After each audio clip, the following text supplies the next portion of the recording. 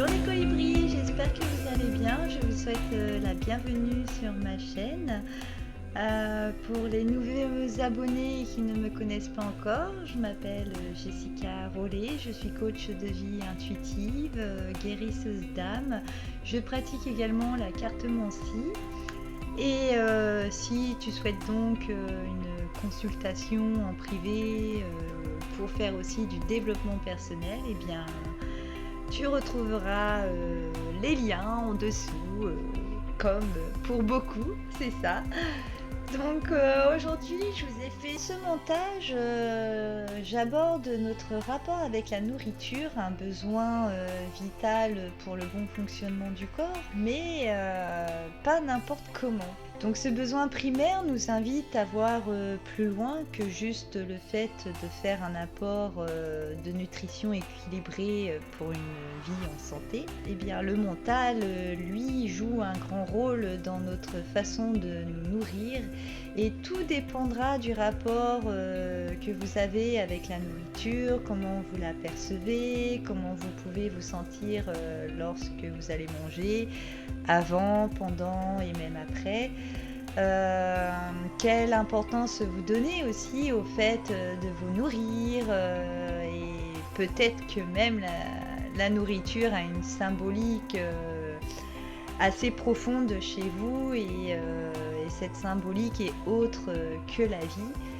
Donc, eh bien, comme pour ceux qui me connaissent savent que je suis fan des introspections, aller chercher les clés pour justement avancer. Et bien souvent, nous sommes les seuls à s'être enfermés car nous n'avions pas eu les bons déclics ou les bons choix ou même saisi tout simplement les bonnes aides.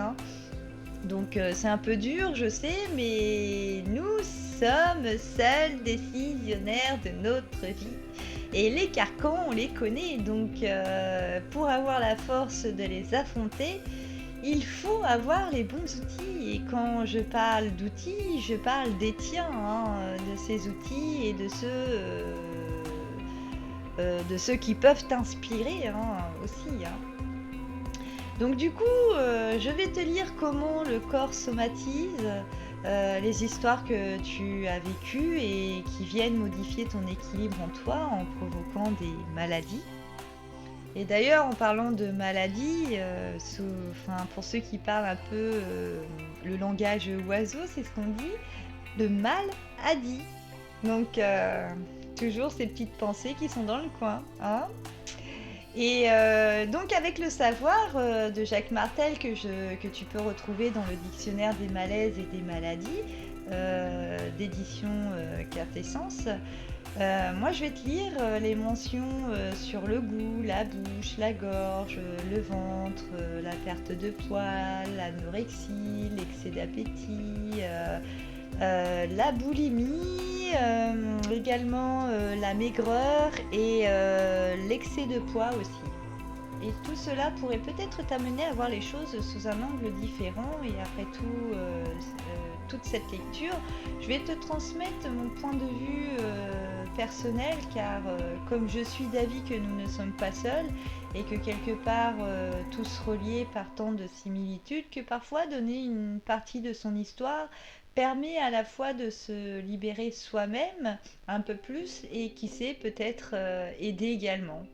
Car il y a différents degrés justement avec ce rapport de nourriture et donc de mon côté, moi je fais partie de celles qui flirtent de temps à autre selon les événements de la vie avec cette espèce d'anorexie mentale qui vient la situation qui vient te couper justement t'es coupé quoi et du coup rien ne passe. Donc moi j'ai beaucoup travaillé là-dessus et donc j'ai appris à vivre avec au fur et à mesure du temps forcément et j'ai compris son message et le corps, si tu l'écoutes c'est juste magique. Hey, donc au final tout n'est qu'une question de comment tu fais et abordes ta vie. Et entre nous, ta vie c'est vaste, c'est juste une multitude d'histoires, plusieurs vies dans une. Et finalement, on parle d'incarnation, mais nous le faisons déjà de notre vivant, hein, car parfois pour renaître, l'être humain choisit de mourir et pour cela le rapport avec le fait de s'alimenter est une bonne jauge qui te dit «Oh, toi là, tu vas bien, tu te sens bien, you quoi?» ou alors bah, tu chiales devant ton assiette parce que tu essayes et ça ne passe pas quoi. Donc, comme que les émotions, les situations que nous traversons, qu'elles soient internes en nous ou qu'elles proviennent de l'extérieur, cela a vraiment un impact sur notre ventre. Allez, on va écouter un peu ce que Jacques Martel a à nous transmettre, à nous dire dans ce dictionnaire le goût. J'ai trouvé ça très intéressant de commencer par le goût parce que quand j'ai fait le lien entre le goût plus la nourriture, je me suis dit la nourriture c'est de base maître de la vie dans son corps et le goût de la vie tout simplement. Alors, le goût. La gueusie est la perte totale ou partielle, on parle alors d'hypogueusie du goût. Elle s'associe souvent à une perte de l'odorat. Ai-je encore le goût de continuer ce que j'ai entrepris ? Qu'est-ce que j'ai besoin de changer dans la situation que je vis ? Je n'en parle pas même si j'ai le sentiment que je perds la notion de ce que je suis.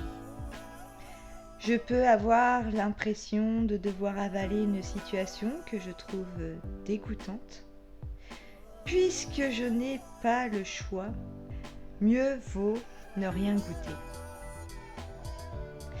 C'est un mécanisme de protection qui m'aide à fuir des situations désagréables et à échapper à ma nature profonde, à mes émotions.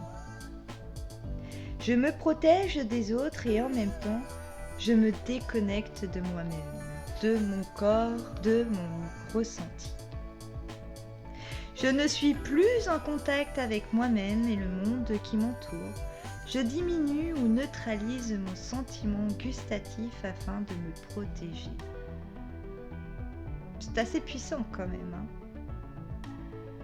Je vais vous lire la petite phrase qui permet d'accueillir tout ça et de transmuter aussi cette façon, cet état d'âme en fait. J'accepte de goûter la vie, de me permettre de nouvelles expériences, de sentir enfin que j'existe et de laisser transparaître mon rayonnement. Je fais confiance à mon corps et à ma nature profonde. J'ai le droit de m'affirmer et de dire non si une situation ne me convient pas.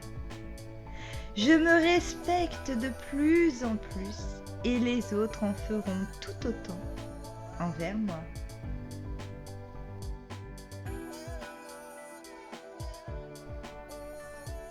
La bouche, celle qui va être la première d'ailleurs à accueillir les aliments.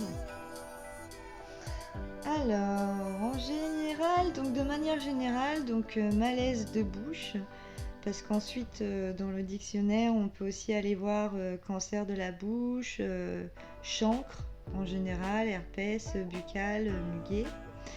Mais là en l'occurrence, plutôt aller voir la bouche de façon générale. Donc, la bouche représente l'ouverture à la vie et permet de prendre contact avec la mère en tétant le sein. C'est un organe sensoriel, sensible et sélectif. C'est la porte d'entrée de la nourriture, de l'air et de l'eau. C'est grâce à elle que je peux parler, lèvres, langue, cordes vocales, communiquer et faire sortir mes émotions et mes pensées. C'est une sorte de pont entre mon être intérieur et l'univers autour de moi, la réalité. Elle symbolise mon intimité, mon espace vital.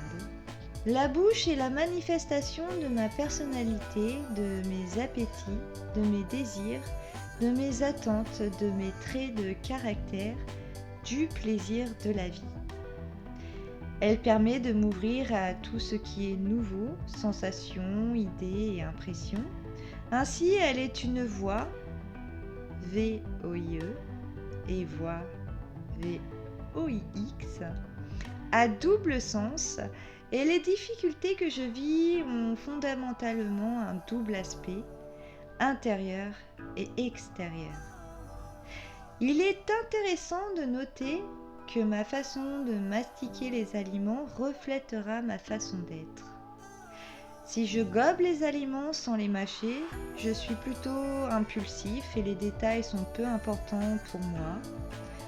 Au contraire, si je mastique sans fin, je suis perfectionniste en m'attardant trop aux petits détails. Je pourrais ainsi avoir l'impression d'avoir le contrôle sur les situations de ma vie. Je ne goûte ainsi plus la vie, je la décortique en 1000 morceaux, ressassant constamment le passé. Si je prends de très grosses bouchées, je prends les bouchées doubles et je me mets beaucoup de responsabilités sur les épaules. J'aurai souvent plusieurs projets de l'avant en même temps.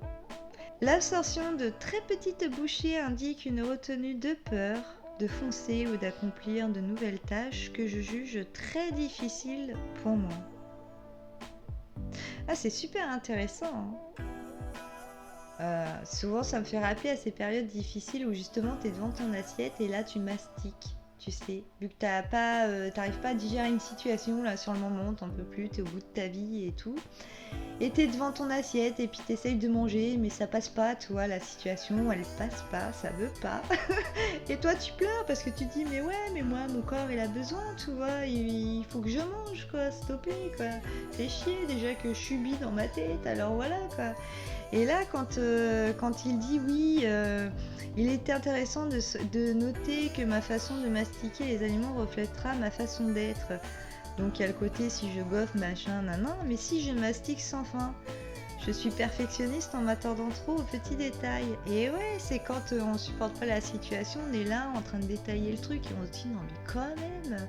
Et on se refait la scène, le fameux hamster là et tout, et puis cet ego, cette fierté où on se dit quoi, on m'a touché, on m'a blessé, c'est injuste, tout ça, et tout le monde il est là, youhou, ils s'en donnent tous à cœur joie dans ces moments-là, mais c'est là où justement avec ces outils-là, on s'aperçoit que l'accueil des émotions, enfin encore un outil qui dit que l'accueil des émotions c'est hyper important.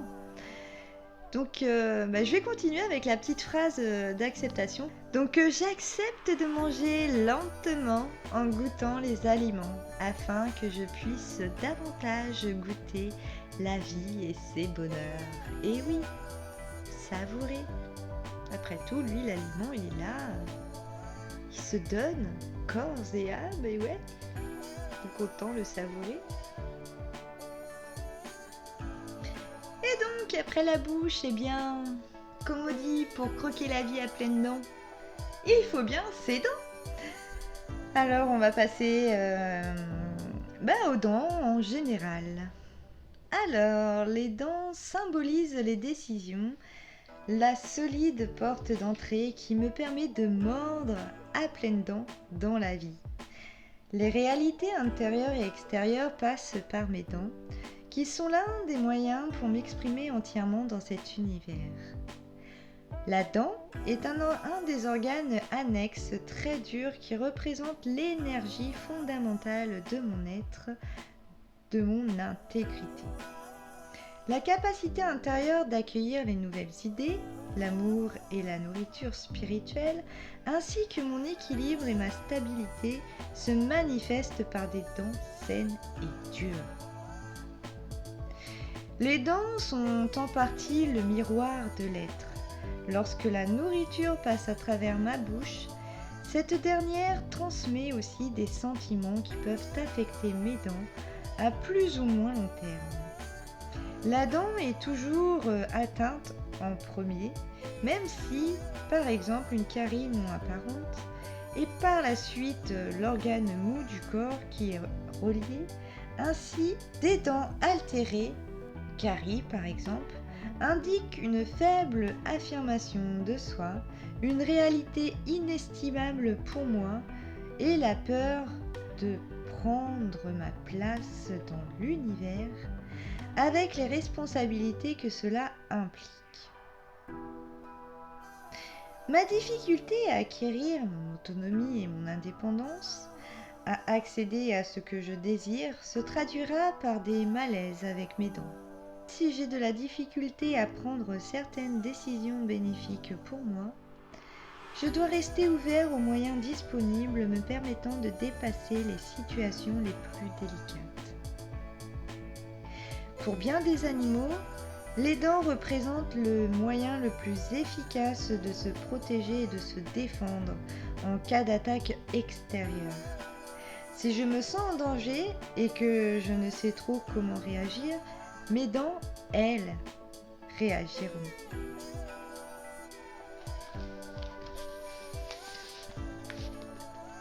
Les dents représentent aussi ma volonté à aller de l'avant, à bien faire les choses, ma capacité à donner vie à mes pensées et à mes émotions, un conflit profond de la culpabilité lié à une situation émotionnelle véhiculée en paroles ou tout autre dérangement intérieur peuvent se manifester par une réaction aux dents et même aux gencives. Le malaise au niveau de la dent ou des gencives apparaît lorsque le conflit ne sera pas résolu et que, consciemment ou non, je décide que le temps va arranger les choses. Je veux limiter les dégâts et ce sont mes dents qui vont se gâter. Les situations non résolues, les émotions non gérées pourrissent mes dents. Je peux donc serrer les dents pour me défendre d'une agression extérieure dans une situation qui me fait fortement réagir. Je ferme la porte en résistant à ce qui veut entrer en moi ou au contraire à ce qui a besoin de sortir de moi. Les incisives, les dents de devant, se rapportent au fait d'avoir à trancher.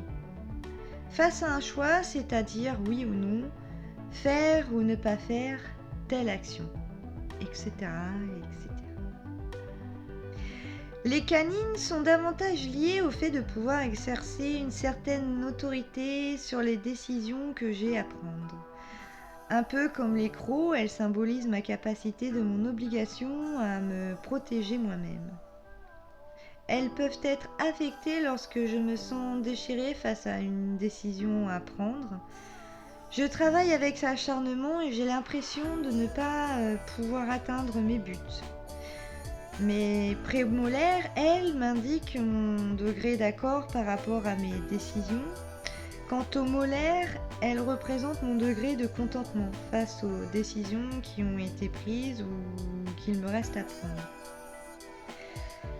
Ce sera l'émail de la dent qui sera atteint lorsque j'ai l'impression que je n'ai pas le droit de mordre dans une situation à cause de la morale ou de l'éducation reçue. Je suis trop bien élevée pour faire une chose pareille. Je peux avoir l'impression de me faire user par mes proches car je n'ai aucune barrière pour me défendre.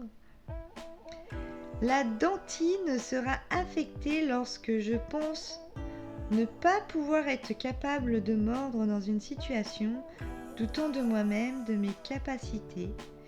Ma réalité et mon quotidien me pèsent lourdement, je veux les fuir. Eh bah dis donc, tout ça. Alors du coup, je vais continuer en lisant la petite phrase pour accueillir tout ça et transmuter justement. J'accepte de rester ouvert à l'amour sans avoir peur de perdre la gratitude des autres.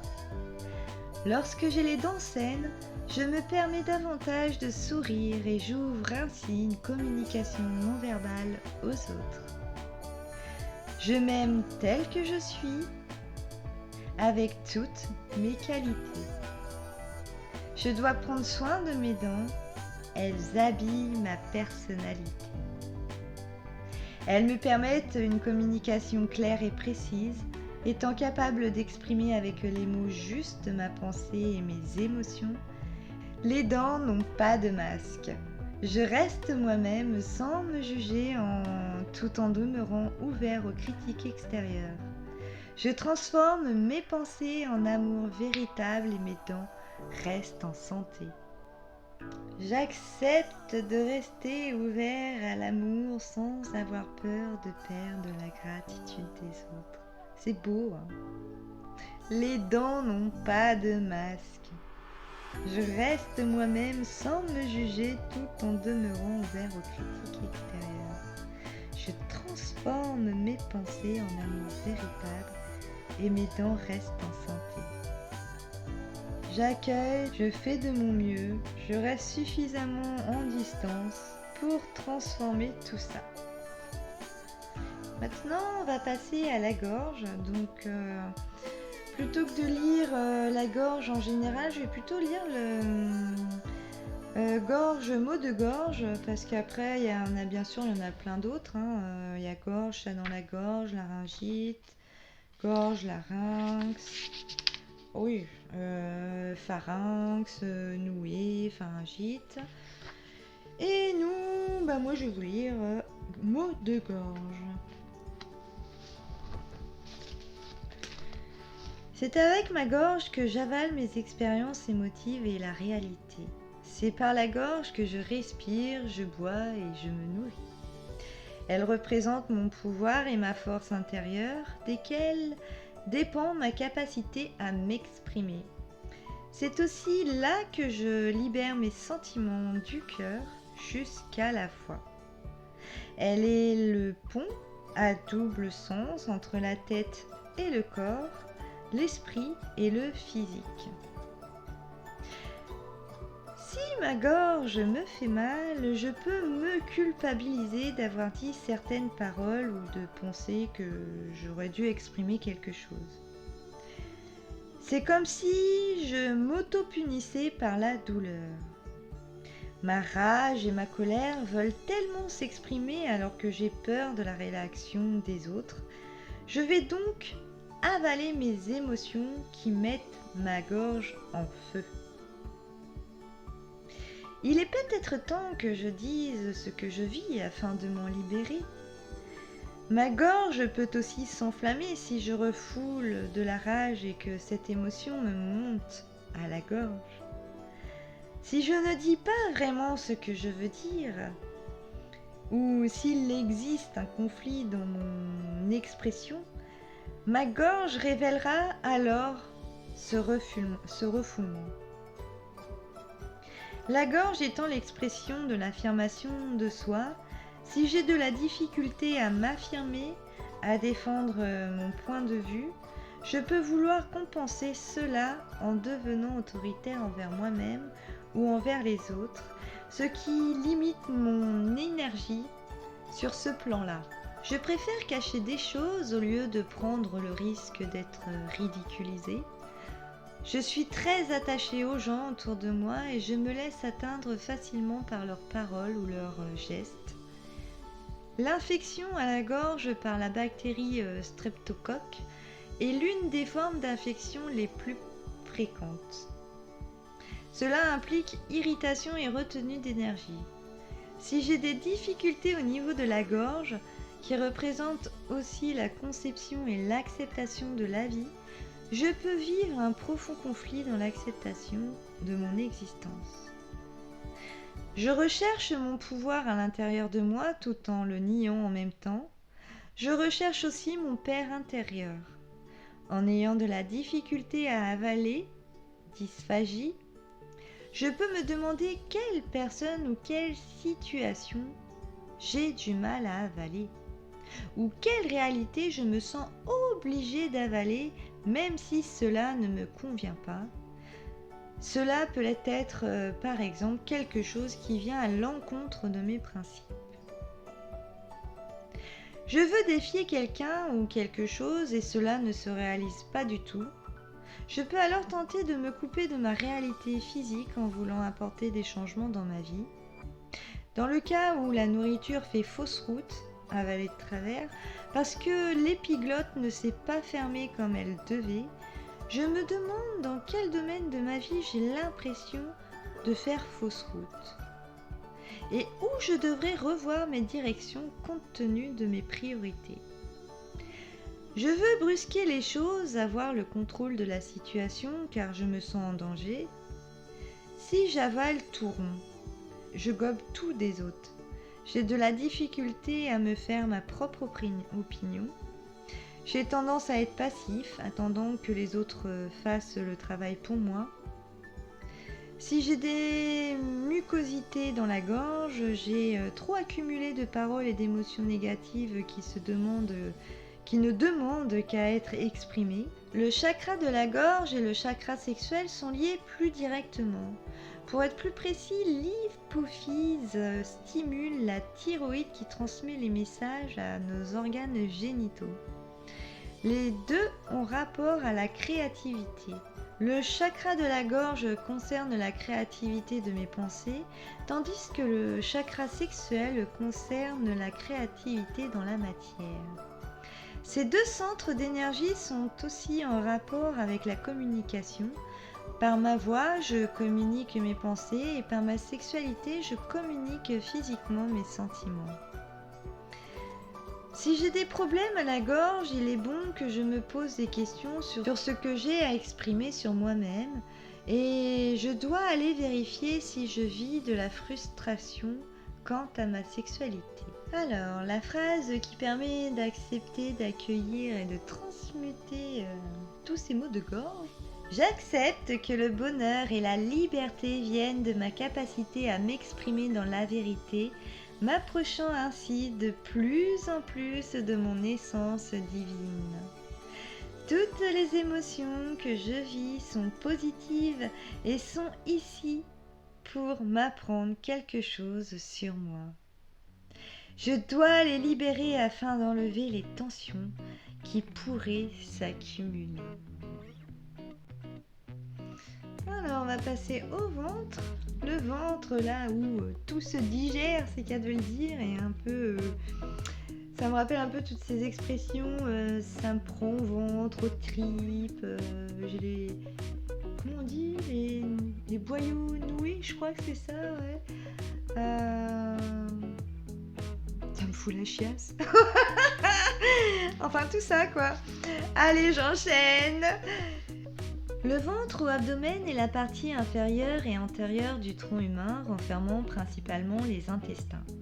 Tout comme ma vie de tous les jours, quand je me gaffe trop vite de nourriture, j'ai le ventre plein, j'ai envie de dormir et je vis un certain inconfort. Je dois apprendre à prendre mon temps, à ingérer chaque situation nouvelle une à une, afin de me laisser le temps de m'adapter aux changements qui ont lieu dans ma vie, m'évitant ainsi de vivre de l'impatience et de la frustration. Puisque c'est dans l'abdomen que l'enfant croît et qu'il se prépare à se déplacer de l'état solitaire à un état plus social, l'abdomen est donc la région des relations. Toutes les difficultés dans cette région sont reliées au conflit et au blocage entre moi-même et l'univers dans lequel je suis, ceci étant exprimé à travers les relations personnelles qui font ma réalité. Si je vis une situation abdominale ou affreuse, mon ventre réagit fortement, spécialement lorsque je me sens obligée de me mettre à plat ventre devant quelqu'un et que j'en suis humiliée. Cette région est tendue lorsque je me sens fragile, peu sûre de moi et quand j'ai l'impression qu'on me passe sur le ventre. Elle est plutôt relâchée lorsque je suis désabusée de la vie, que je me fous du monde entier. Un malaise au ventre m'indique que j'ai une perception négative de la vie et je peux vivre de la rancœur, ayant de la difficulté à intégrer de nouvelles idées qui pourraient rendre ma vie meilleure. Cette rancœur peut résulter de mon sentiment d'impuissance face à la figure paternelle de ma vie que je considère comme dominante. J'ai l'impression de devoir me sacrifier ou qu'on me manipule. Alors la petite phrase pour transmuter tout ça. J'accepte de reconnaître mes pensées et mes sentiments à travers les autres et dans l'univers qui m'entoure. Mes malaises dans l'abdomen où réside ma plus profonde intention et mon sentiment de ce qui est bon ou mauvais pour moi me donnent une bonne indication de ce qui se passe dans ma vie intérieure et au niveau de mes émotions. J'accepte de reconnaître mes pensées et mes sentiments à travers les autres et dans l'univers qui m'entoure.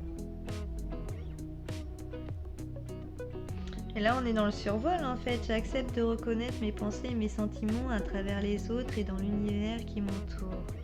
Et oui, parfois, moi quand je dis le survol, c'est en fait on regarde un peu tout ça. Bon, vas-y. Excusez-moi un peu de l'expression, mais moi c'est un peu ce que j'en pense. Et dégueule-moi tout ça, on va trier, hop hop hop. Et puis de façon avec beaucoup plus de distance, même moins d'affect en fait. Du coup on arrive à mieux retrouver quel message vraiment concrètement. Et souvent il y en a dans tout ce qu'on a vomi là, il y en a beaucoup qui sont similaires, donc c'est pour ça que les cycles, tout ça, d'ailleurs le ventre rond, la gestation, le temps, et que finalement c'est la vie encore une fois, hein, c'est ça. Hein. Donc avant d'aborder l'anorexie, je vais d'abord aborder le thème de la perte de l'appétit. Comment la nourriture est reliée à la vie ? Une perte d'appétit peut être attribuée à de la culpabilité, je ne mérite pas de vivre, j'ai peur, je me protège, ou à une perte de joie, de motivation face à une personne ou une situation. Elle survient souvent à la suite du départ d'un être cher, décès, rupture, déménagement, etc. Je me sens perdue. La blessure étant très grande, je la garde vivante en m'autodétruisant. Je peux aussi mettre trop d'attention sur une situation particulière de ma vie et j'en oublie de manger. Je refuse d'aller de l'avant, d'avoir des expériences nouvelles et des expériences excitantes qui me rendent encore plus joyeuse. Mes émotions me coupent l'appétit, je repousse ainsi mes désirs, mes aspirations, mes passions, ma curiosité, mes goûts. Souvent, mon appétit sexuel est aussi en perte de vitesse. Je refuse d'absorber, de digérer, de manger le nouveau qui se présente à moi dans la vie parce que cela ne me convient pas. Je crois que les autres m'écrasent ou qu'ils m'empêchent de vivre. C'est plutôt moi qui préfère me fondre dans la masse ou me faire absorber, souvent par mon partenaire ou l'un de mes parents. On me mange la laine sur le dos. Je me punis ou me sacrifie, ne croyant mériter mieux et voulant être approuvé par les autres. La phrase qui va permettre de transmuter tout ça. J'accepte de rester ouvert au niveau du cœur, à l'aventure et à la vie. J'augmente ma propre estime de moi et je peux accepter les nouvelles impressions et faire un pas de plus. L'équilibre de mon appétit reviendra, comme l'appétit vient en mangeant. La vie vient avec la vie. J'accepte de prendre ma place et de reconnaître cette passion et ces désirs qui ne demandent qu'à s'extérioriser, notamment à travers ma créativité. Elle est belle la dernière phrase aussi. Même la première, j'accepte de rester ouvert au niveau du cœur à l'aventure et à la vie. j'accepte de prendre ma place et de reconnaître cette passion et ces désirs qui ne demandent qu'à s'extérioriser, notamment à travers ma création. Alors, avant de vous lire l'anorexie mentale, j'aimerais d'abord parler un petit peu de cette maladie qui touche principalement les adolescentes de 12 à 20 ans. Et elle touche 1 à 2% de la population de cette tranche d'âge, soit environ 40 000 jeunes en France. Et cette maladie, elle est essentiellement féminine, on compte 9 000 filles pour un garçon. Et ces troubles anorexiques sont en augmentation, notamment dans les pays occidentaux, et le nombre d'hospitalisations pour l'anorexie a doublé en une génération, donc c'est quand même pas rien. C'est quand même un sujet... Il surviendrait davantage chez les jeunes filles issues de la classe sociale aisée, vivant dans un milieu urbain. Et c'est pareil, la fréquence des troubles du comportement alimentaire, elle a beaucoup augmenté au cours de ces 3 dernières décennies. Et souvent, c'est les codes culturels en fait qui influencent cette progression de ces comportements en fait, et notamment quand il y a eu le culte de la minceur dans la mode, donc voilà. L'anorexie mentale. L'anorexie, qui est un refus plus ou moins systématique de m'alimenter à cause de mon rejet de ma propre image corporelle, se nomme anorexie mentale dans le langage populaire. Seul le terme anorexie est utilisé. L'anorexie est caractérisée par un rejet complet de la vie, c'est le dégoût total pour tout ce qui est vivant en moi et qui peut entrer dans mon corps, pour l'alimenter. Ce sentiment peut même se transformer en haine. Il existe plusieurs symboles de vie: l'eau, la nourriture, l'aspect maternel, donc la mère, l'amour, le côté féminin. C'est le désir ardent et inconscient d'échapper à la vie, de se détester et de se rejeter, car je vis la peur extrême de m'ouvrir à la merveilleuse vie autour de moi. Je vis du découragement à un point tel que je me demande ce qui pourrait m'aider. J'ai le désir inconscient de disparaître pour déranger le moins possible mon entourage. Je me rejette donc en permanence. Cela peut aller jusqu'à une haine de moi-même qui m'amène à me punir et à m'auto-détruire. Je vis dans la honte et je voudrais tellement que l'on m'aime sans condition, tel que je suis et non pas pour ce que je peux accomplir. Je nie mes propres besoins et je voudrais passer inaperçu. Cela m'amène à vivre dans le secret et dans le mensonge. En me faisant la vie dure, j'ai l'impression de me rejeter. C'est encore plus facile si c'est le traitement que j'ai reçu étant jeune. Un passé de domination, de punition et de reproches à mon égard m'amène à me comporter de la même façon face à moi-même. L'anorexie et l'obésité viennent d'un sentiment profond, inassouvi d'amour et d'affection, même si les deux maladies prennent physiquement des chemins complètement divergents. Plusieurs troubles de l'alimentation reposent sur la relation mère-enfant, dans laquelle il existait un conflit. Moi, comme enfant, je veux fuir loin de ma mère, qui est souvent anxieuse et qui voulait à tout prix nourrir ses enfants. Je vis une dualité entre mon attachement à ma famille et mon désir de me réaliser, ce qui m'oblige à m'en séparer. En plus, il s'agit très souvent d'une contrariété quant à mon territoire que j'ai l'impression de ne pas avoir, de perdre ou qu'on ne respecte pas. Ce territoire peut être constitué de mes possessions physiques, vêtements, jouets, autos, maisons, de mes possessions non physiques, mes droits, mes acquis, mes besoins, etc. ou des personnes qui m'entourent, mon père, ma mère, mes amis, mon mari, mes frères, mes sœurs, etc., Je vis une contrariété qui est récente par rapport à quelqu'un ou à quelque chose que je ne peux pas éviter et que je ne digère pas. Je peux me demander si j'ai l'impression que quelqu'un essaie de me tuer. Ayant cette crainte, je cesse de manger et veux inconsciemment provoquer cette mort. J'ai l'impression que ma survie dépend de ma capacité à me couper des autres. En étant aussi mince que possible, on ne me verra plus. Je vais disparaître, me cacher pour être en sécurité. Je peux tout simplement rejeter l'image maternelle de ma mère, surtout si celle-ci a un surplus de poids. Je veux éviter à tout prix que mon corps se développe et que je me mette à lui ressembler de plus en plus.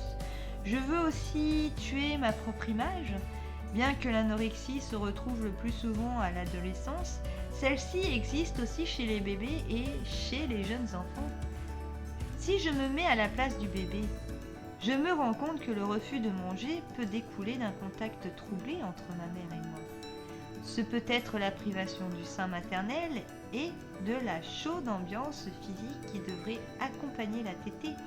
La façon artificielle de nourrir, dosée trop rigide dans son application, la sur- ou la sous-alimentation, imposée par le respect d'une courbe de poids idéale avec mépris de certains rythmes alimentaires individuels changeants, je peux réagir à cela par un refus progressif de me nourrir, des vomissements, la perte de poids, des troubles du sommeil, des caprices alimentaires, etc. Ma mère est aussi remplie de remords qui sont, dans une certaine mesure, porteurs de la mort. Il est important que moi, comme ma mère, je respecte les goûts, les rythmes propres à l'enfant et que je cesse de vouloir être la mère parfaite et subprotectrice. Si je suis un enfant un peu plus vieux et que je manifeste une anorexie, celle-ci est habituellement plus atténuée et se caractérise par un petit appétit, étant un petit mangeur qui déteste la corvée des repas, ayant des caprices alimentaires avec refus obstiné de certains aliments, achevant rarement ma portion, vomissant fréquemment et mastiquant sans fin la même bouchée. À cet âge, la table et ses impératifs sociaux jouent un rôle important, car les repas sont une réunion familiale sous l'autorité parentale où des réactions ou des conflits peuvent survenir. L'anorexie est fondamentalement mon besoin de combler un vide intérieur de nourriture affective. J'ai besoin de l'amour et de l'acceptation inconditionnelle de ma mère intérieure. L'anorexie, contrairement à l'obésité, est la tentative de faire mourir de faim mon vide intérieur pour le rendre tellement petit qu'il disparaîtra et qu'il ne demandera plus rien du tout. C'est l'une des raisons pour lesquelles je continue à me voir grosse ou gros. Fixation mentale sur la grosseur, même si je suis mince et svelte. Autrement dit, je continue à avoir mes besoins affectifs et émotionnels très grands et je me sens dépassée par eux. Il existe à l'intérieur de moi une lutte de pouvoir entre la vie et la mort. L'attention des autres m'est nécessaire pour me sentir en vie, alors j'adopte des comportements, des attitudes de victime où je m'oblige à changer mon apparence physique. Je veux que les autres me remplissent, comblent mes besoins. Cependant, comme je ne me donne pas à moi-même cet amour dont j'ai besoin, que je refuse mes émotions, ma sensibilité, mon côté enfant, les autres sont aussi durs envers moi. L'anorexie peut également se rapporter à un sentiment d'être grondé par la vie et par ma mère, symbole maternel qui me pousse quand même vers le désir d'indépendance et d'individualité.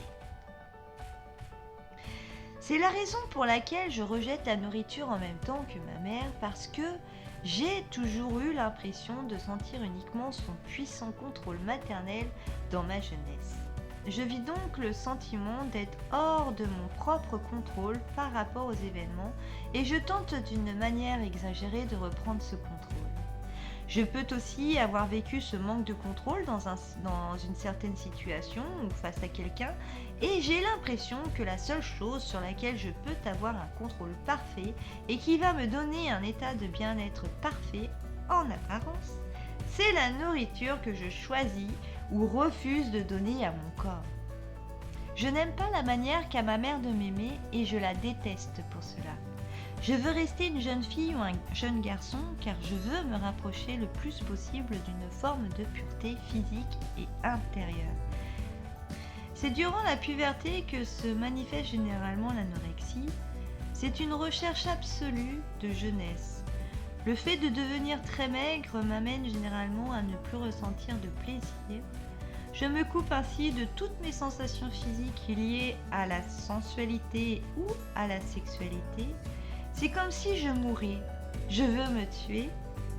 En tant que jeune fille ou jeune garçon, je refuse les stades sexuels liés à mon âge, ne pouvant pas les contrôler si bien que toute tentative d'intimité sexuelle, de découverte et d'abandon vers un éventuel partenaire, absence de maturité, sont quasi inutiles.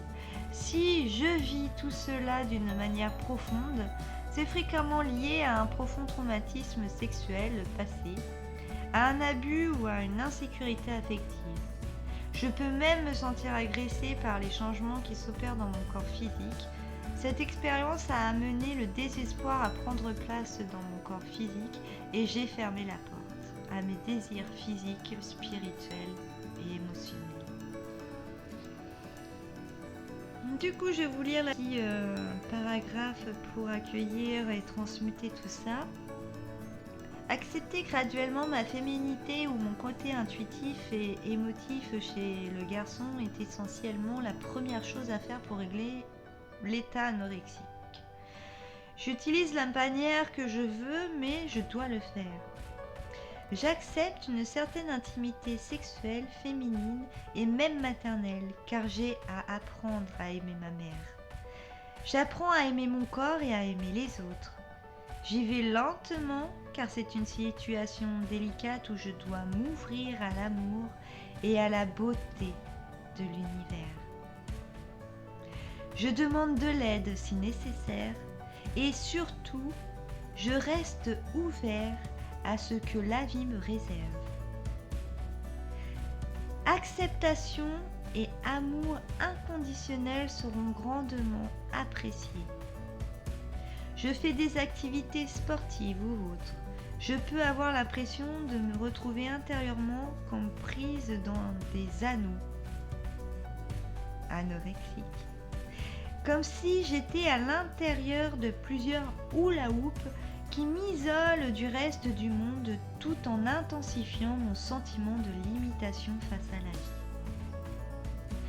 Je reste ouvert à tout autre signe de ce genre.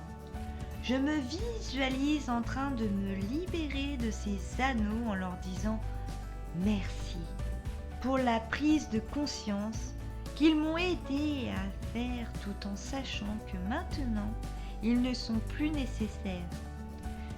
Je visualise aussi cette image à chaque inspiration, plus de lumière entre en moi afin de remplir mon sentiment de vide intérieur. Je choisis la vie en ignorant ce que les autres peuvent penser de moi. Je me donne l'amour, la douceur dont j'ai besoin au lieu de l'attendre des autres. De là, la vraie satisfaction et la joie intérieure entrent en moi. Alors, on va passer à la maigreur. La maigreur, une sous-alimentation peut entraîner la maigreur et une consommation excessive peut se transformer en obésité. Dans les deux cas, l'intestin grêle assimile mal les aliments. La nervosité, l'anxiété, la consommation de médicaments, les grandes peurs ou de très grandes joies sont des facteurs qui font qu'un individu engraisse et que l'autre maigrit. Si je suis une personne maigre, je suis souvent très émotive avec une très grande sensibilité et je ne sais pas toujours comment exprimer mes sentiments car ayant déjà été blessée, je veux me protéger pour ne plus avoir à souffrir du sarcasme des autres. Je vis dans un constant marasme. J'ai tendance à me rejeter et à m'acharner sur certaines choses ou personnes. J'ai facilement du dédain sur ce qui m'entoure. Je garde ainsi une certaine distance face aux autres. Je suis aigrie par la vie. Je peux avoir l'impression que je dois déguerpir, abandonner quelqu'un ou quelque chose pour survivre, d'où un sentiment de lâcheté. Je peux aussi avoir l'impression que c'est moi qu'on a délaissé et abandonné. Dans l'anorexie, il y a souvent un lien avec la mère ou l'image de la mère. Cette même sensibilité se retrouve chez une personne ayant un excès de poids, celle-ci se créant une protection et une barrière par son physique plus imposant. Les gens qui sont anorexiques refusent de vivre, aiment mieux mourir qu'accepter la mort. L'obésité a un lien avec l'image de soi et parfois avec celle du père. Dans les deux cas, je dois trouver la cause afin d'assimiler la vie de façon saine et équilibrée. Et pour la petite phrase d'acceptation pour transmuter, en m'accueillant et en m'acceptant tel que je suis, je peux ainsi me relier ou me reconnecter aux autres de façon consciente, ce qui réchauffera mon cœur.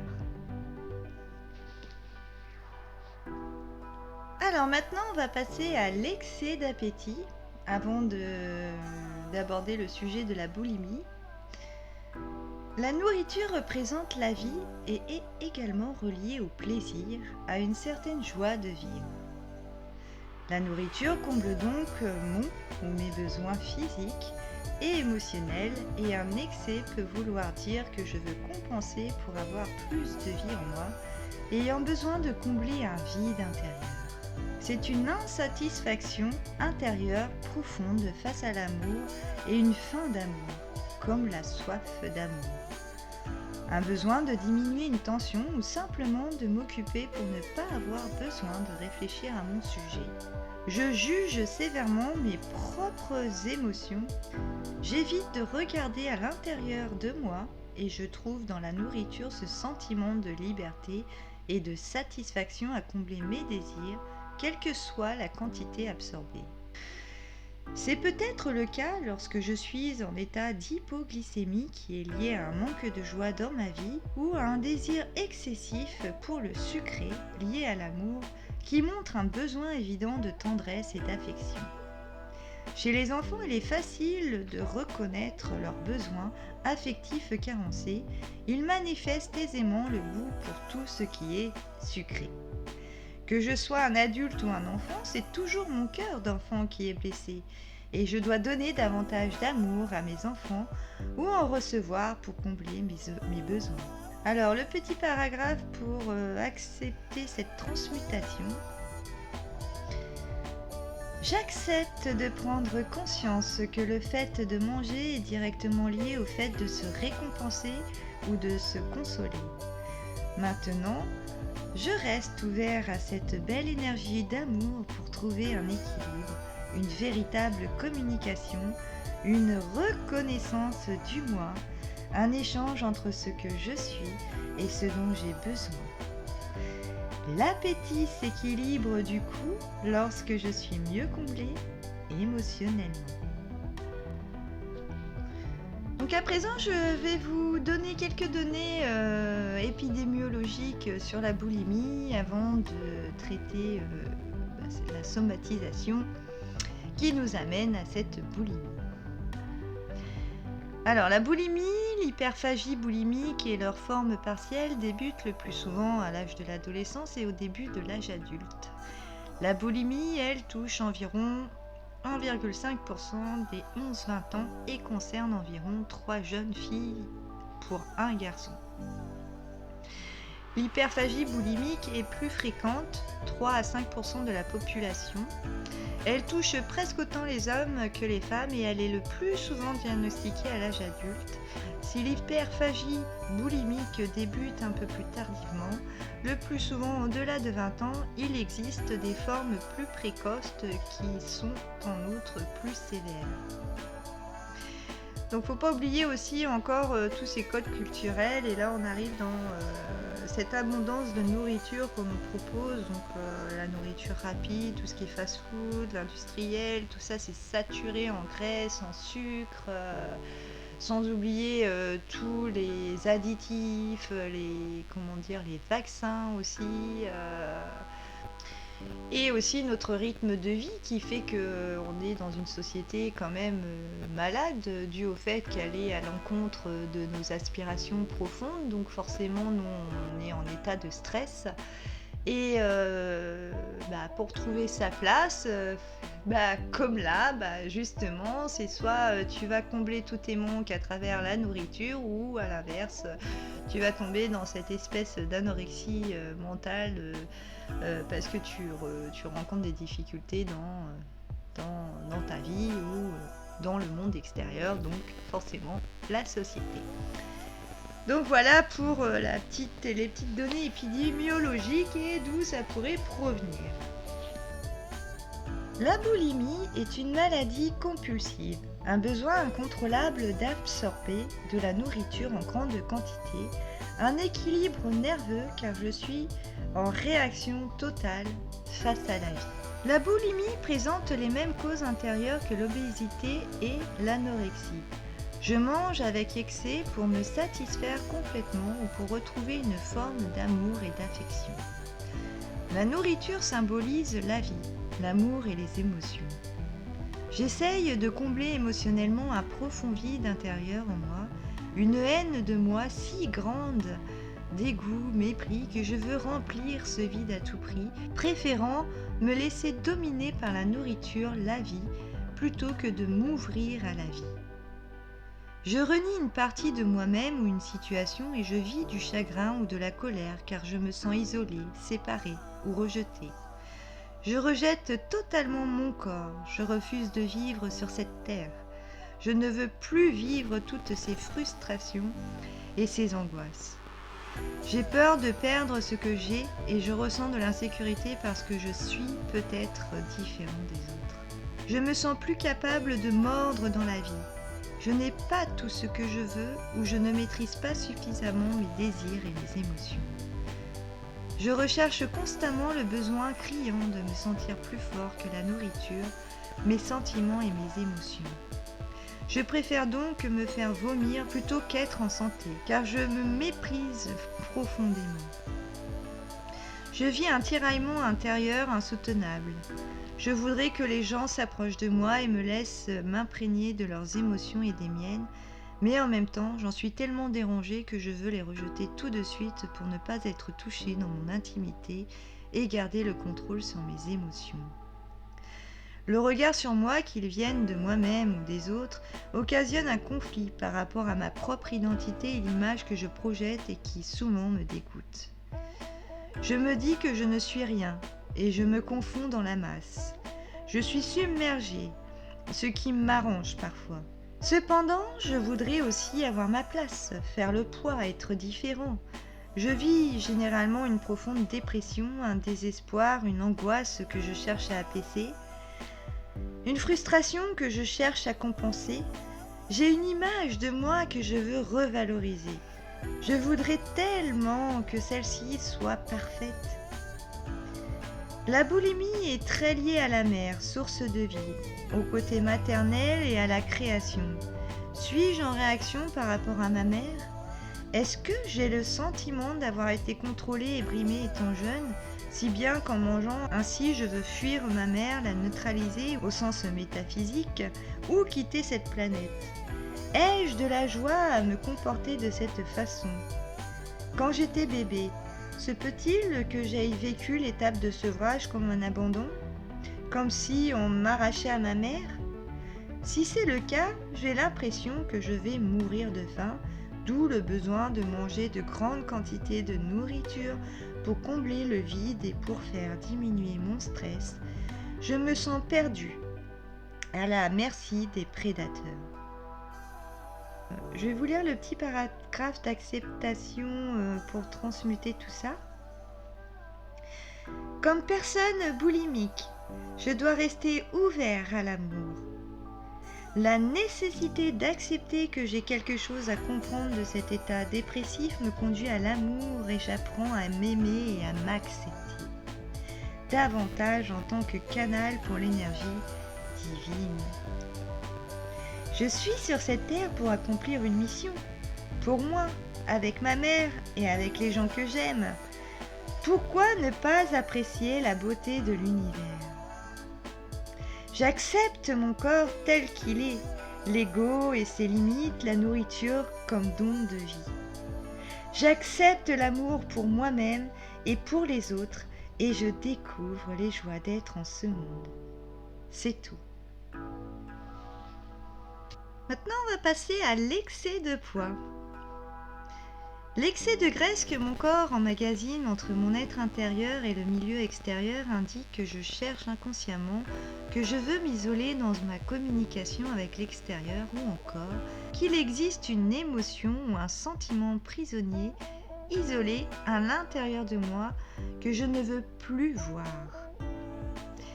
Par mon obésité, je cherche une forme de protection que j'accumule continuellement dans mes pensées profondes. Il y a un fossé entre moi et le monde extérieur. Je veux tellement aimer et m'approcher des gens que j'aime, mais j'ai tellement peur. Je me camoufle de cette façon pour mon insécurité d'être exposée, d'être vulnérable, évitant ainsi d'être blessée par des remarques, par des critiques ou par des situations qui me seront inconfortables, notamment face à ma sexualité. Si j'ai vécu une situation traumatisante face à la sexualité, je peux seulement avoir eu peur ou il peut aussi s'être passé quelque chose au niveau physique. Cela pourra se traduire chez la femme par une prise de poids au niveau des cuisses et des hanches comme pour protéger les organes génitaux d'une agression. L'homme, lui, aura tendance à avoir un ventre bien rond pour que leurs organes génitaux soient moins en évidence. Il peut s'agir aussi de toute situation, même non sexuelle, où je sens qu'on m'agresse. Je peux aussi interpréter mon excès de poids comme étant le fait que je veux tout posséder. J'entretiens donc des émotions et des sentiments comme l'égoïsme que je me refuse d'ignorer. Je me cramponne au passé. Cela peut aussi être un équilibre, une révolte face à l'entourage, une réaction à des gestes, à des situations que je ne veux plus voir ou dont je ne veux plus me souvenir. La nourriture terrestre représente aussi une nourriture émotionnelle. Je vais donc manger excessivement pour combler un vide intérieur, l'impression qu'on m'a délaissé ou pour compenser la solitude ou l'isolement que je vis. Je reste inconsciemment dans la dépendance, dans le besoin de l'autre. Je veux cacher la honte et l'agressivité que je vis face à une situation. Je préfère parfois déguerpir, disparaître pour ne plus souffrir. Je déteste les impondérables dans ma vie, de même que toutes les choses qui me sont imposées. Cependant, je sens, moi, le besoin de m'imposer pour m'affirmer ou pour faire peur aux autres qui risquent alors de partir et de me laisser en paix.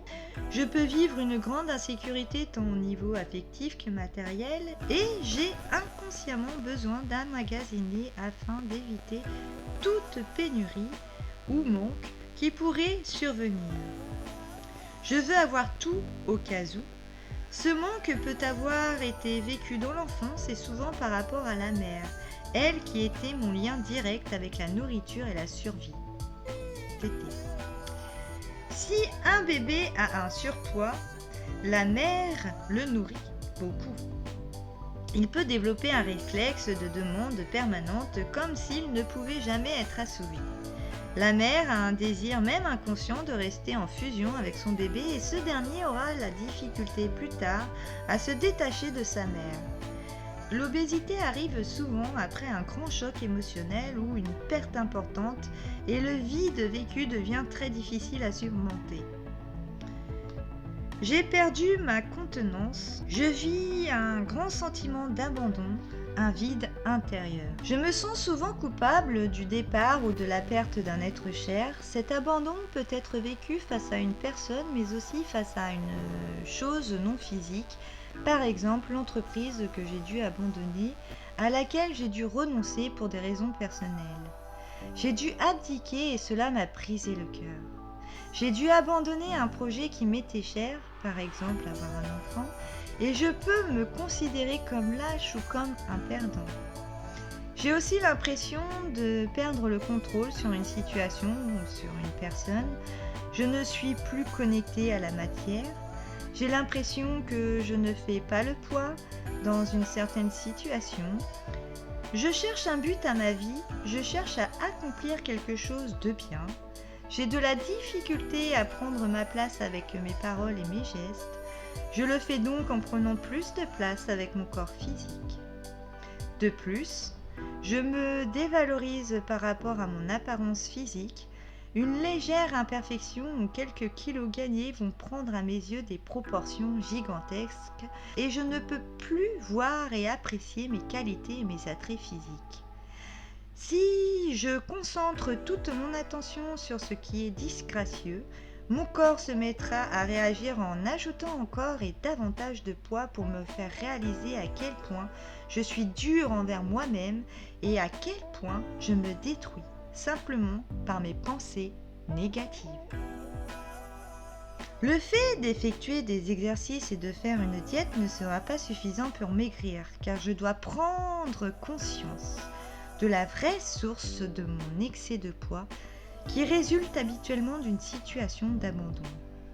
Que je sois un enfant ou un adulte, je prends conscience que je me rejette moi-même. Je peux avoir l'impression de me sentir limitée par rapport à différents aspects de ma vie ou ce que je veux réaliser. Ce sentiment de limitation fait que mon corps accumule des pensées, des émotions ou des choses. Mon corps accumulera lui aussi, mais sous forme de graisse.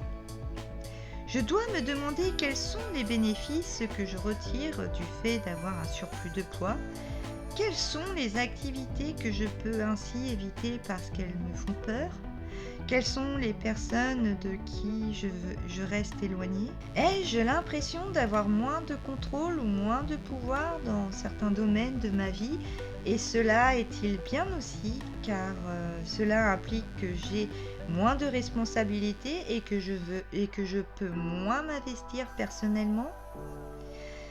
Un autre aspect très important à prendre en considération est quel est le danger qui me guette si j'atteins mon poids idéal.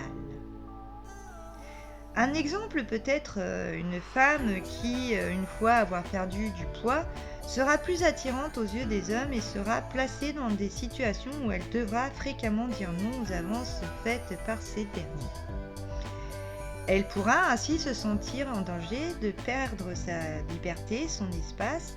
Elle devra apprendre à s'affirmer, ce qui peut être très difficile dans certains cas.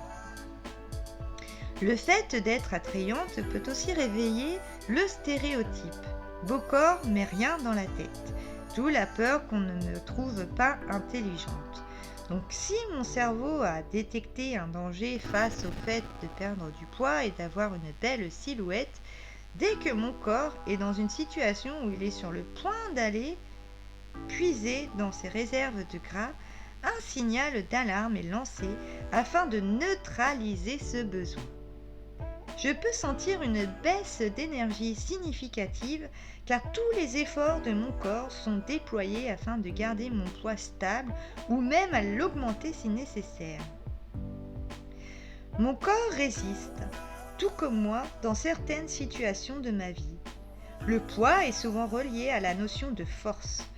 Une personne avec un surpoids est appelée communément une personne forte ou de forte taille.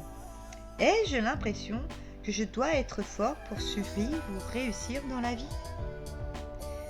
Dois-je être plus imposant physiquement pour pouvoir être en mesure de m'imposer dans mes relations et faire fuir les prédateurs? Est-ce ma façon d'agir pour que les gens me voient, me repèrent facilement, sinon je passerai inaperçu? Est-ce que je fais le contrepoids dans une situation qui semble désavantageuse pour une des parties? Ou peut-être je ne fais pas le poids dans une certaine situation? Si la raison de mon surpoids est due à un métabolisme lent, mon insécurité me rend trop prudent, ce qui m'empêche de passer à l'action. Eh bien, il y a encore plein de petits outils là-dedans, de petites perches qui permettent de travailler autour de l'accueil de nos histoires, de nos sentiments et de nos émotions. Alors, je vais passer au petit paragraphe d'acceptation pour transmuter. J'accepte d'exprimer mes émotions, de reconnaître ma valeur et toutes mes possibilités. Je sais maintenant que tout vide que j'ai l'impression de vivre dans ma vie peut être rempli par de l'amour et des sentiments positifs envers moi-même. Par mon acceptation de moi-même et des autres, et avec l'amour dont je m'entoure, je me libère donc de cette peine et de ce besoin de protection.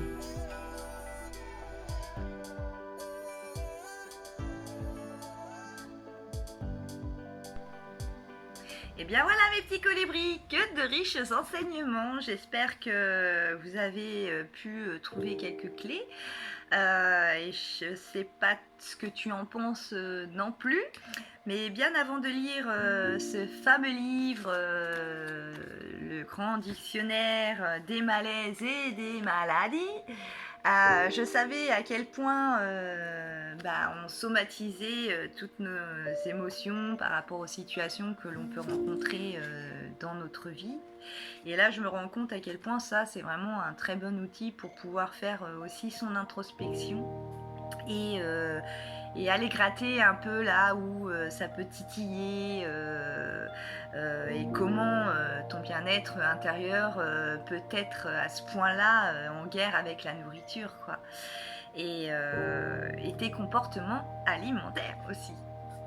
Donc, pour ma part, moi, en ce qui concerne mon rapport avec la nourriture, j'ai longtemps cherché, mais d'où ça peut provenir ce réflexe que j'ai dès qu'il y a une situation qui passe pas. Et en fait, je suis remontée jusqu'à l'enfance et je me suis revue. Justement parce que j'avais un travail à faire là-dessus et je me suis dit vas-y ma Jess, c'est le moment de sortir ta maman intérieure, d'essayer de remonter le plus loin possible pour savoir comment ça se fait que dès qu'il y a une situation qui passe pas, la nourriture ne veut pas rentrer, quoi. Et finalement je me suis revue, je sais pas, je devais avoir 5-6 ans, franchement je sais pas du tout, mais je sais que j'étais chez ma nourrice, donc ma première nourrice, et en fait j'étais à table, je me suis revue à table devant mon assiette, et cette fameuse nourrice là, elle m'avait forcé à manger des blettes. Donc aujourd'hui j'ai presque 40 ans, et je n'ai toujours pas réitéré cette fameuse aventure du goût avec la blette, mais en attendant ça s'est passé comme ça. C'est que je me suis revue moi devant mon assiette au bout de ma vie, parce que vraiment je n'aimais pas ça. Je me suis même revue aussi en train d'avoir des hauts de cœur, avoir envie de vomir, tout ça. Et donc là il y a ça.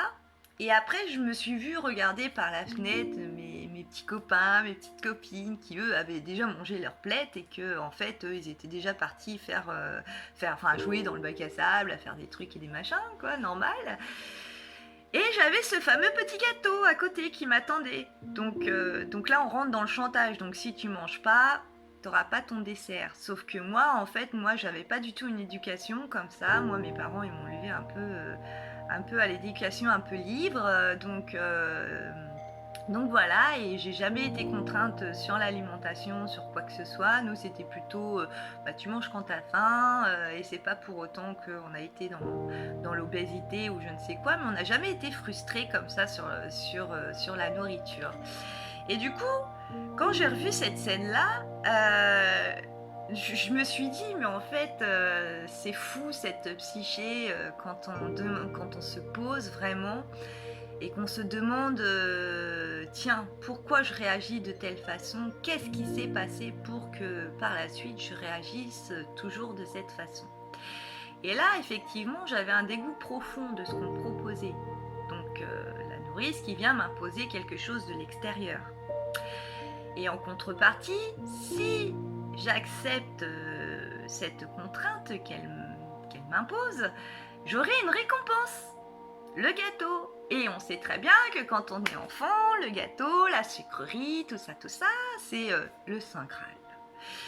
Et ce qui s'est passé, c'est que ça a duré assez longtemps parce que moi, en général, quand on vit des situations comme ça, les minutes, elles paraissent des heures, quoi. Et finalement, ce qui s'est passé, c'est que j'étais tellement bloquée par cette contrariété, le fait qu'on souhaite m'imposer quelque chose qui me dégoûte, que je refuse et que je montre clairement mon refus et que à la finalité, ça dure des heures, ce calvaire, quoi. Elle se rend compte, au bout d'un moment plutôt, qu'effectivement, j'aime pas les blettes, quoi, tu vois. Et qu'après, elle me propose ce gâteau. Et il est là, ce moment très important, c'est que parce qu'elle m'avait contrariée, parce qu'elle m'imposait et parce que je n'avais pas eu... en fait, on m'avait tout simplement pas écouté. Et du coup, à ce moment-là, j'ai refusé ces gâteaux. Et c'est, je pense, en tout cas pour ma part, c'est là où je me suis dit, tiens... Là, on est en plein dedans parce que du coup, on arrive à la situation, je l'ai mal vécue, je me suis bloquée et à côté de ça, je voyais que j'aurais pu être ailleurs en fait. Donc voilà. Et donc dans la continuité de mon évolution après en adolescence, c'est pareil, on fait nos premières expériences, on a tous des vécus qui ne sont pas forcément évidents. Et donc le rapport au corps, tout ça, donc ça aussi, ça peut amener à être un peu plus compliqué, et notamment aussi par rapport à l'image qu'on peut véhiculer et le regard qu'on peut porter sur nous. Et moi, je sais que après, le deuxième souvenir qui me vient en tête, du coup, c'est à l'adolescence, c'est là où j'ai eu mes premières crises d'anorexie mentale. Donc là, j'ai subi un trauma psychologique où, en fait, j'ai subi des attouchements sexuels par un tonton. Et du coup, après, j'ai eu beaucoup de difficultés avec à avoir confiance envers les hommes, notamment par rapport à mon corps, en fait.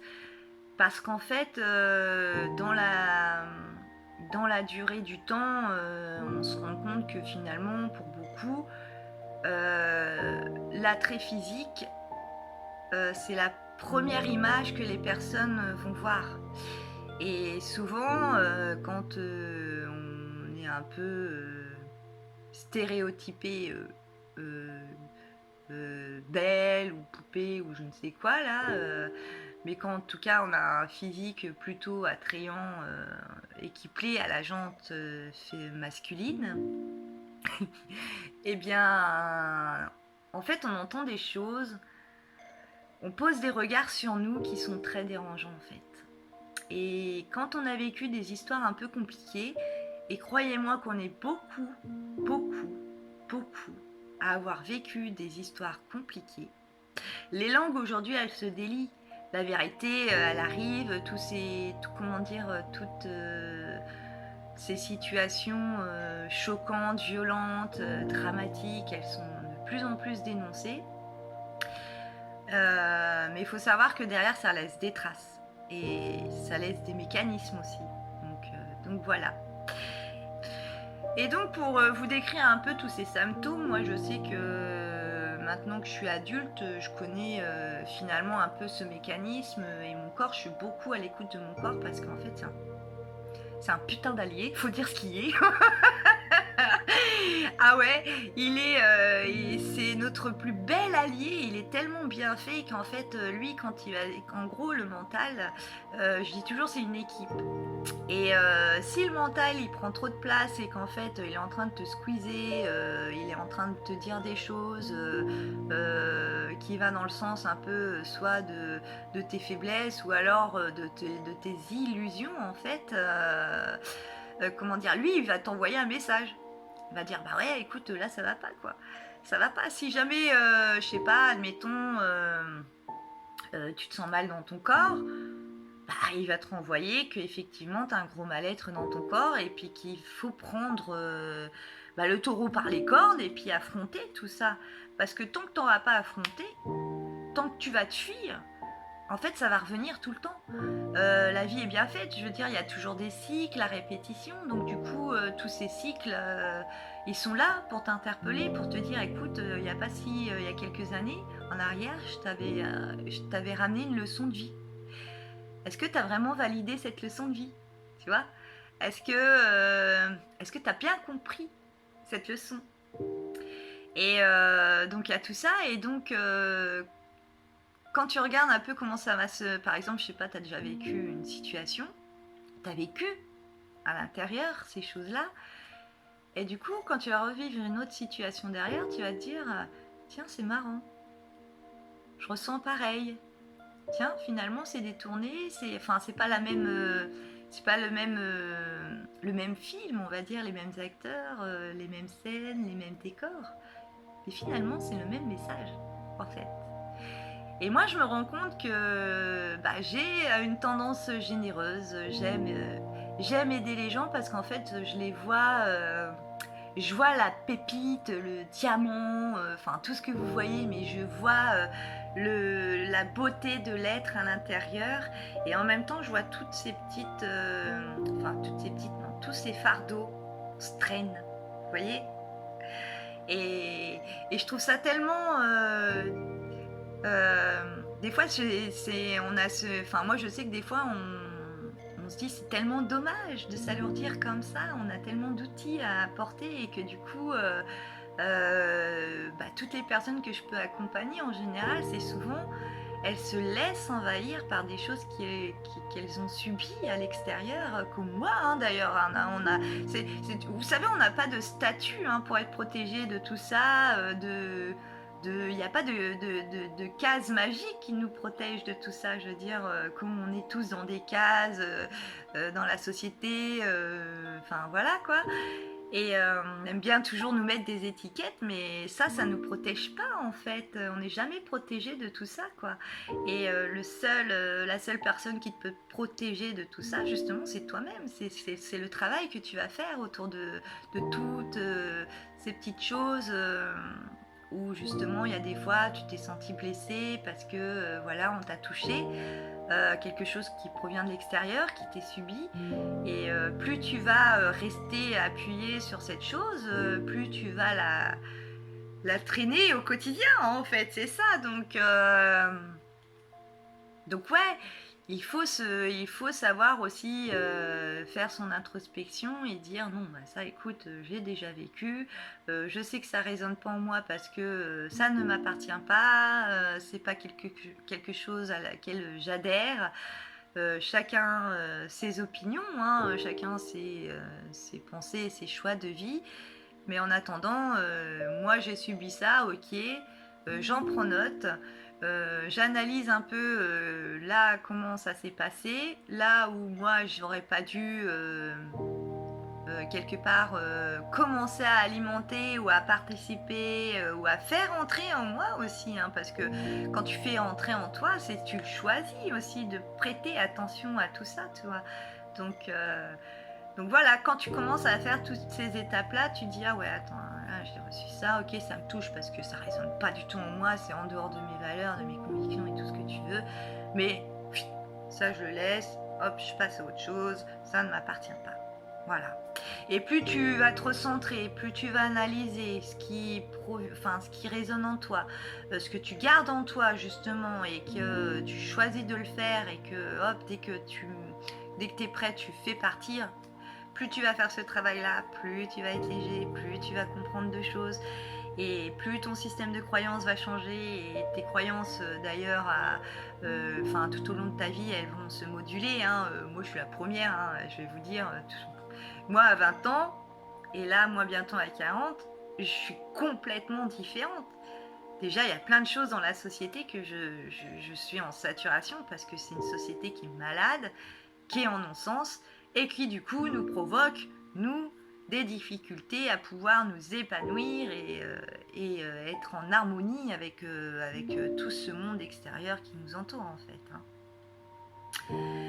Donc du coup, alors la petite technique que je fais en général quand ça se passe, donc alors là je me mets en auto, je me mets en auto, non, je me mets en fait quand ça se passe ces moments-là, ce que je fais c'est que déjà bon bah je suis devant mon assiette, je me fais une bonne assiette quand même, enfin une bonne assiette, tout est relatif. Et déjà, je vais manger que les aliments que j'aime. Et tout par petite quantité. Parce qu'en général, je sais que la situation, elle passe pas actuellement. Donc, mais par contre, je sais que moi, mon corps, je le kiffe et j'ai pas envie de le mettre à mal parce que voilà, j'ai subi telle ou telle chose et machin et bidule. Donc, je comprends que ça passe pas, mais bon, il y a un moment donné, je vais pas non plus autoriser ce que je viens de subir à me faire encore plus de mal. Donc voilà. Et, et donc les petites, je mange en général quand c'est vraiment le genre au top départ de la grosse merde. Comme j'ai la gorge nouée, le ventre noué, du coup c'est le temps que tout se détende là-dedans, que je vienne apaiser tout ça et que je fasse tout ce travail d'acceptation pour hop, laisser aller, vas-y. Et donc je vais manger 3-4 fourchettes, 5 fourchettes des fois, mais en général au bout de la troisième ça me saoule parce que ça passe pas. Et ça m'énerve. Moi, des fois, ça m'arrive de pleurer Enfin, ça m'est déjà arrivé de pleurer devant mon assiette, quoi. Et là, tu te dis, mais mon Dieu, quoi, fais chier d'être à ce point-là, de se bloquer et tout. Et petit à petit, en fait, donc ça va durer 3 jours, cette affaire, maintenant. Donc c'est déjà beaucoup mieux. Parce que la première journée, du coup, mon repas, il va faire dès que je peux manger, dès que je vois que ça se dénoue. Donc, on va dire, je vais faire 5 fourchettes. Après, je fais une pause. Une demi-heure après, je vais réessayer de manger. Donc, je vois là, je peux remanger et tout. Et des fois, mon assiette, ça peut durer 1 heure comme ça, hein. Mais j'ai mangé mon assiette. Et ça, c'est le plus important. Après, c'est pareil, on peut se faire des petites quantités, genre des trucs à grignoter. Donc moi, en général, je mets, déjà de base, je mange beaucoup de fruits secs. Les fruits secs, c'est bien aussi, ça. Je me dis, bon, bah voilà, déjà, je peux mettre mes fruits secs et tout, ça grignote facilement, voilà. Les fruits tout court, le raisin, c'est pareil, c'est des petites crêpes... des petits raisins, quoi, je veux dire, voilà, quoi. Donc ça, c'est pareil, ça se grignote assez facilement. Je me coupe des fois des petites carottes aussi pour faire des petits crottes carottes comme ça. Bah, dès que tu passes, tu te dis bon bah lui il est là, il t'attend.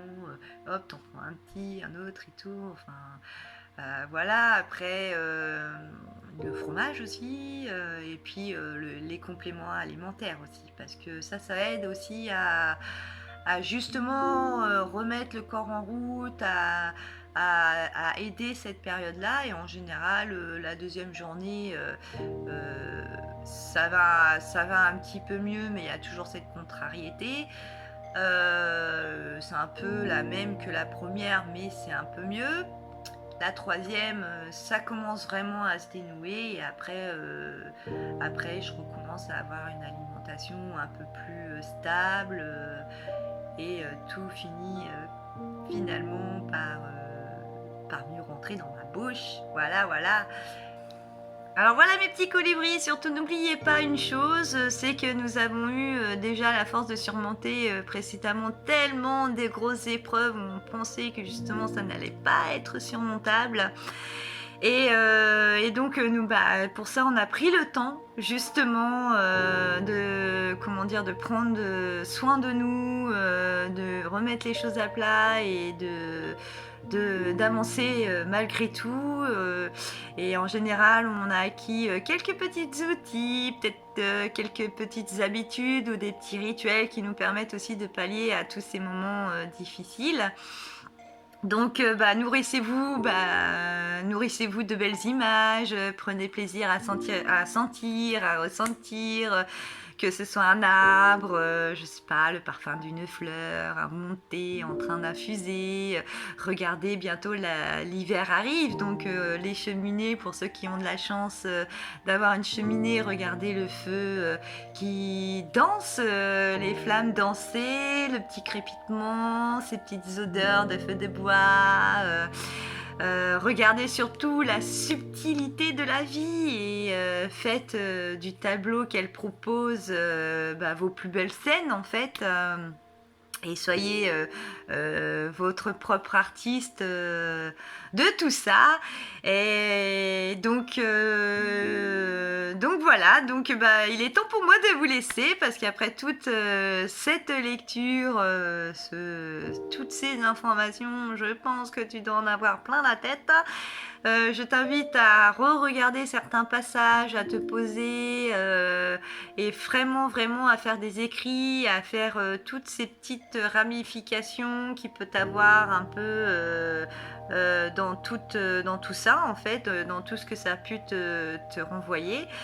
Et donc une fois que tu auras fait cet écrit, déjà il y aura beaucoup plus de choses que tu vas pouvoir te rendre compte. Donc voilà, écoute, je te fais plein de gros bisous, je vous fais plein de gros bisous et je vous dis à très vite et surtout prenez bien soin de vous. Ciao!